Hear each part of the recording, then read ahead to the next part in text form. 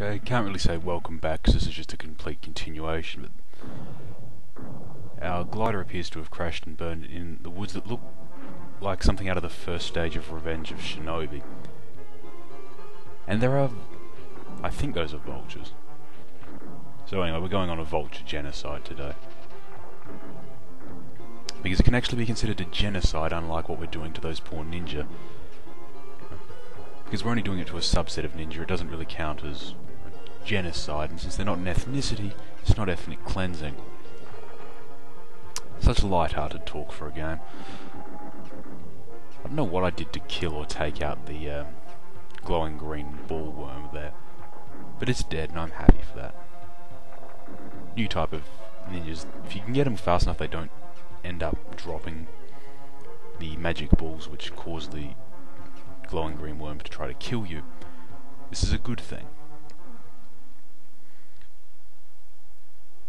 I notice our hero is completely undeterred by the rain. Here you can see our recurring boss. Poor bastard. If I didn't have the A advantage of being willing to cheese out with the Shukrins, and B the whole save states giving me effective precognition, he might actually stand a chance. Precognition is a bitch. Right, just try and beat somebody who can watch your next move, rewind time a few seconds and then react to it. Which is how I've made it through most of this game without actually appearing to die more than once or twice. You'll notice he buggers off there rather than staying and fighting. Smart man. So we're going to go to part 2 of this stage, and we are now, for no apparent reason, in the middle of a giant cavern. They didn't even give us a transition to explain how we got here. And yes, these snapping terrapins are back.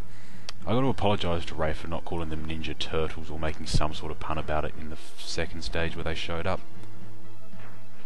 But, anyway, I don't know what the hell that thing's supposed to do. I killed it before it could do anything. I think it's meant just to annoy you. Like everything else in this damn game. Yes. Poignant, but not particularly funny. It's really... I'd say this level's confusing, but... And you're going to see me repeatedly fuck things up here while I try to get up here. Actually, no, you're not, because I edited that part out. Probably shouldn't have said that. Then you would be able to keep some tiny illusion of my competence. Not that any of you actually believe that in the first place, but it would be nice to make it at least possible. More floating anti-gravity platforms. Whatever they put in these things, they should patent it and make a fortune off it. Then they wouldn't have to be involved in clandestine ninja wars, they'd have all their money.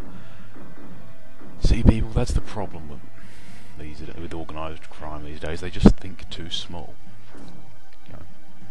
Why break the law when you can make enough money to buy the politicians to make the laws and you don't have to break them? A lot more power-ups here. If I wasn't abusing save states like I always am, those would actually mean something. But I am actually deliberately holding onto the bombs as much as possible for a reason. And yes, I did get hit there, I couldn't be bothered re-recording it. Actually, that's not true. In this particular case, it's not that I couldn't be bothered re-recording it. It's that I managed to save after I got hit and thus couldn't really do anything about it.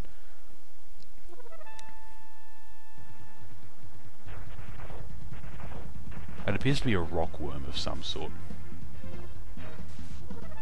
Oh. How exactly it can see, because it doesn't appear to have any eyes, I don't know. Maybe it's got some sort of tremor sense. Okay, this isn't D&D, so it probably doesn't.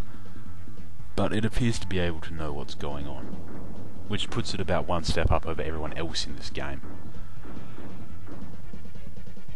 Relatively easy to kill. It's a big, blind rock lizard thing. If it was so successful in life, there'd be more than one of it. And we make another immediate transition back to our cyberpunk metropolis. And this game is really, really bad at giving you any sort of continuity between levels. And there's not even a transition period, you just go straight from one to the other. No voiceovers, no cutscenes, not even a gradual shift in the background.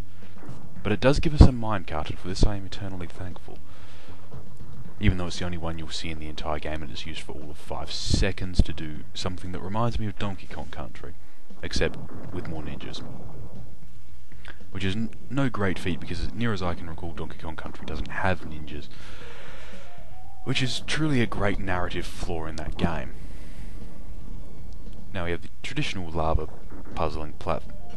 platform sequence. They kind of sink into the ground. You just sort of wait a few seconds for the lava spurts to go down, and then you go across.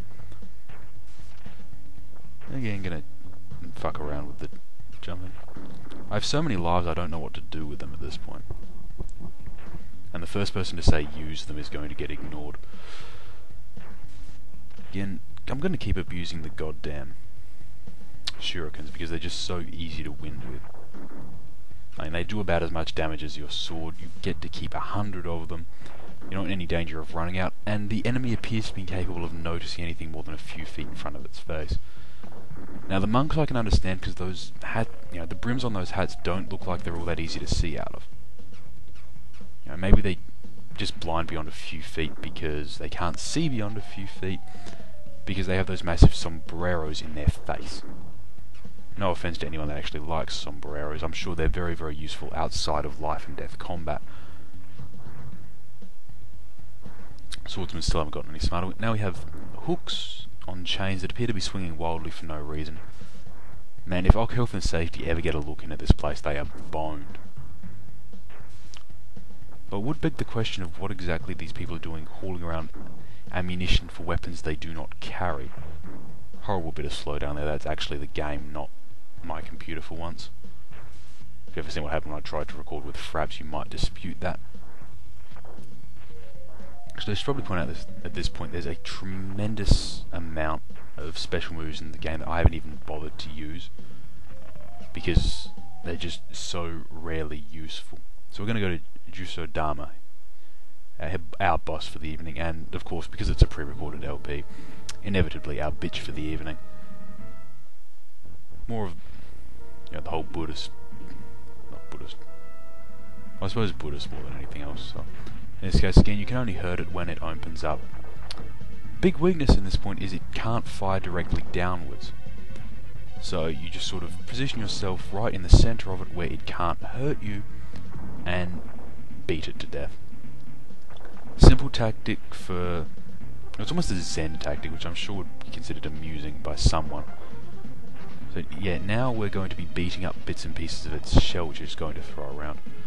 I didn't actually realise the trick to this boss until after I beat it. You need to continue hitting the ones that have jumped off before they rejoin.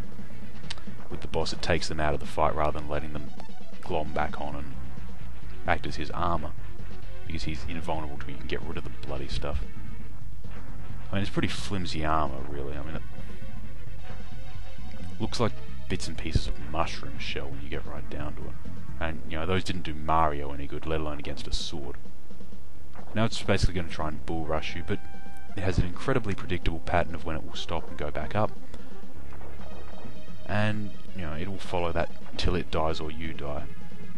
And this is actually a separate style boss. He sprays blue fire onto the floor, which then spreads like lightning. And it looks... It reminds me very much of one of the shinobi ninjutsus, the fire column, except nowhere near as impressive. And not much better for him than it ever was for me.